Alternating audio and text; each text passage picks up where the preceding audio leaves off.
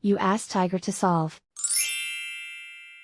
This deals with linear equations with one unknown. The final result is x equals 10. Let's solve it step by step. Simplify the expression. Expand the parentheses. Multiply the coefficients. Simplify the arithmetic. Group all constants on the right side of the equation. Add 12 to both sides.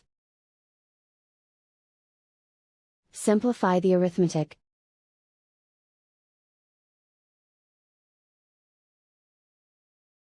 Isolate the x.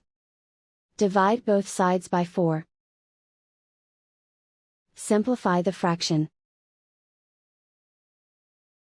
Find the greatest common factor of the numerator and denominator. Factor out and cancel the greatest common factor. And so the final result is x equals 10.